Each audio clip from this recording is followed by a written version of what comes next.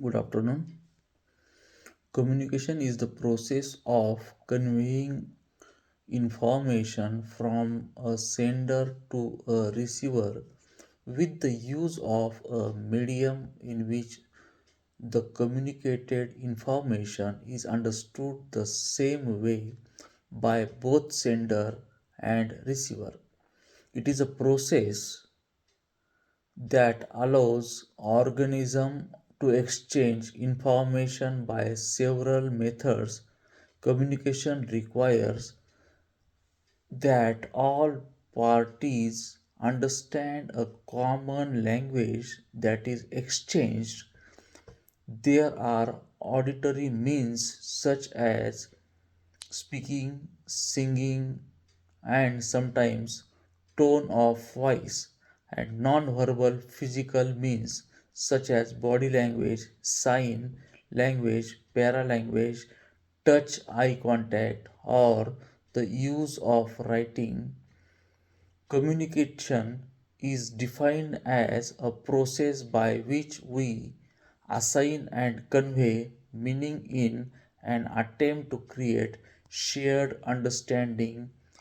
The process requires a vast repertoire of skills in interpersonal and intrapersonal processing, listening, observing, speaking, questioning, analyzing, and evaluating.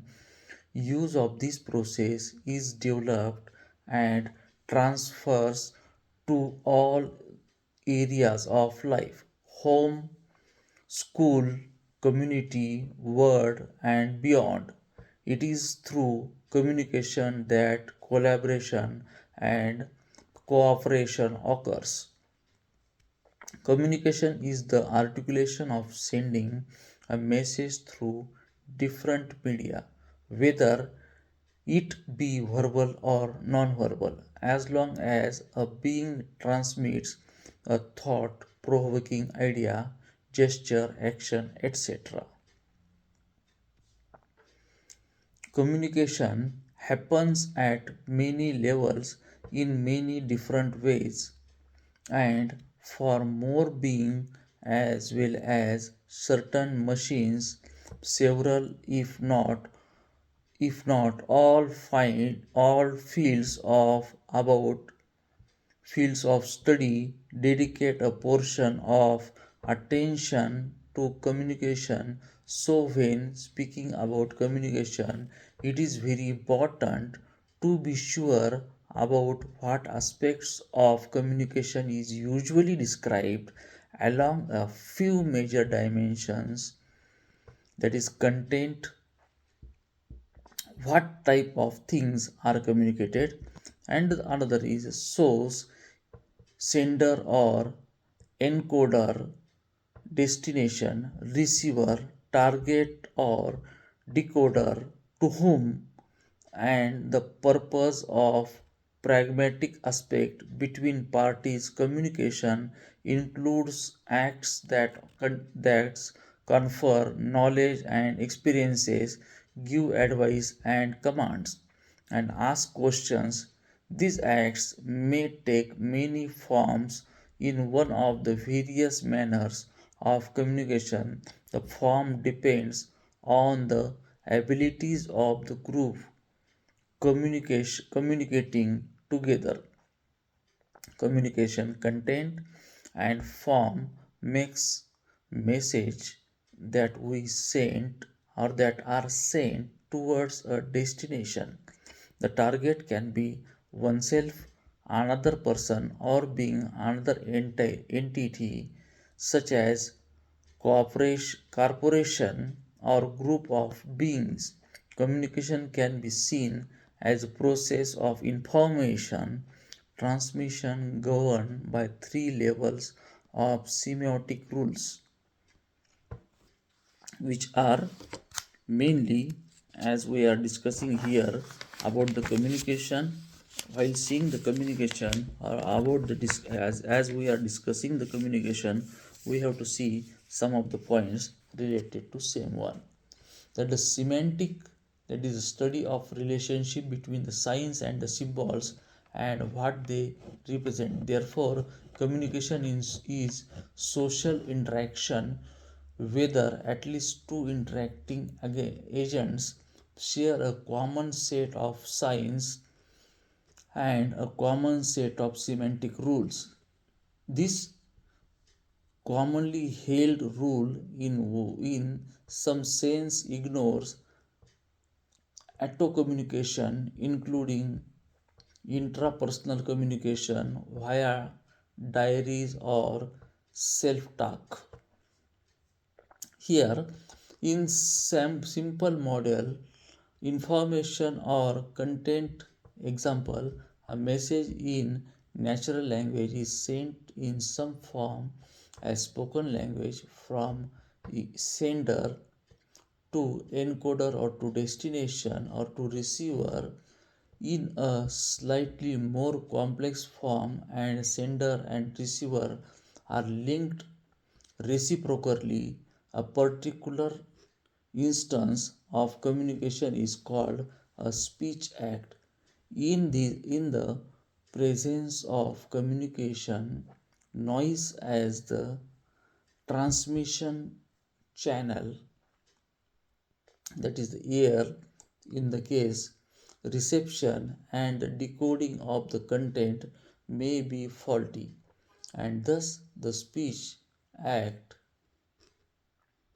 that is the receive decode model, is that the processes of encoding decoding imply that the sender and the receiver each possess something that functions as the code book, and that these two code books are at very least similar list, if not identical, although something like code books in the implied by the model, they are nowhere represented in the model, which are created many conceptual difficulties.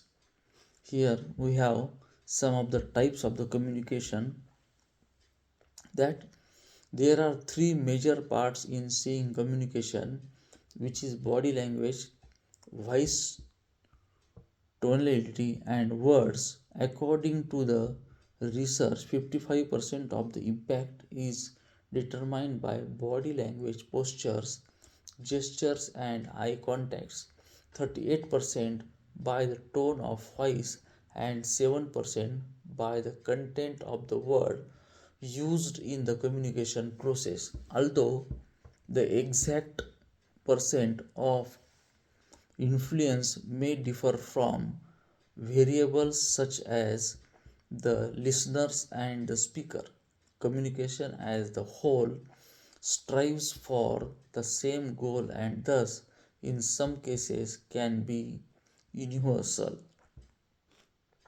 Here, while seeing the part of the communication, we may have a question in mind, that is, what is a downward communication?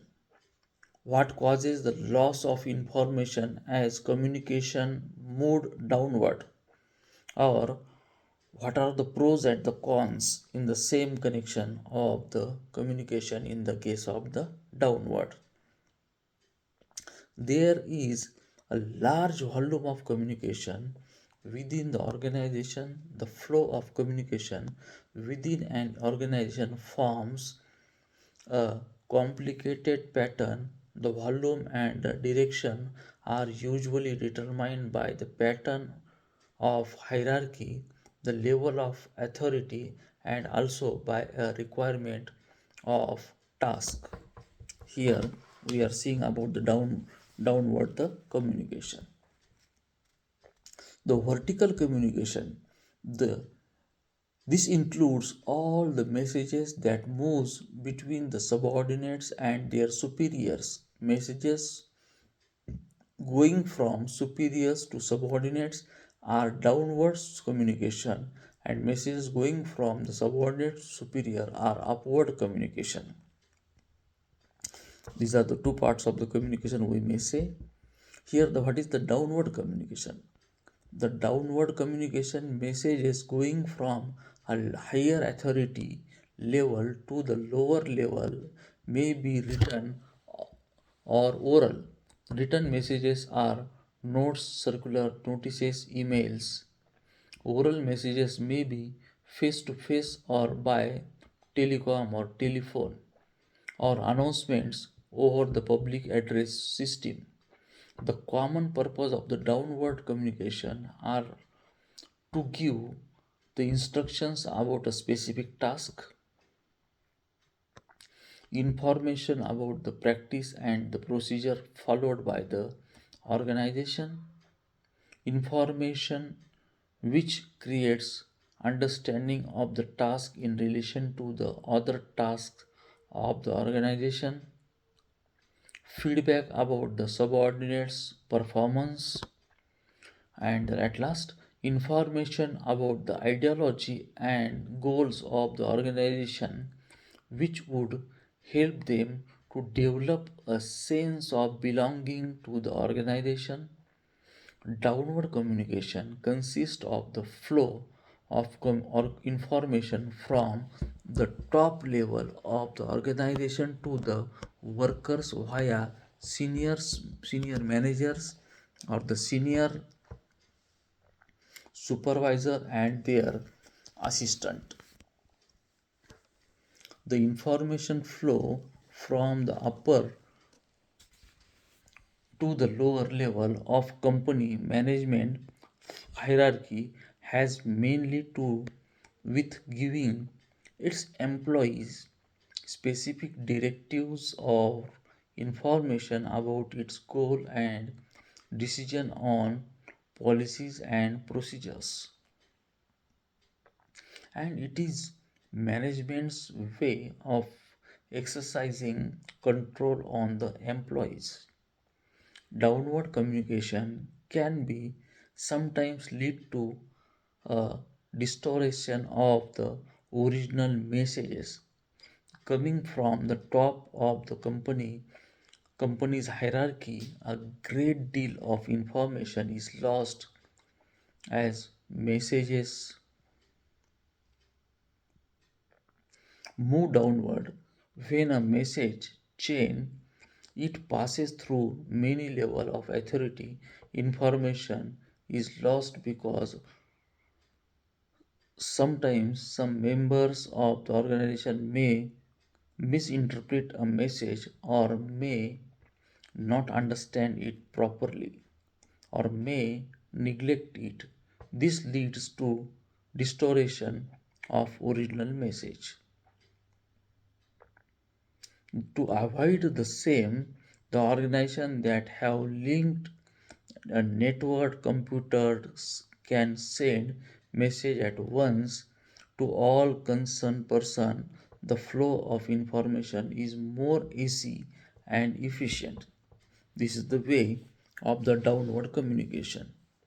And the remaining part of the downward communication and the another thing related to the communication is upward communication, that we will deal the same in the next lecture. Okay, thank you, good day.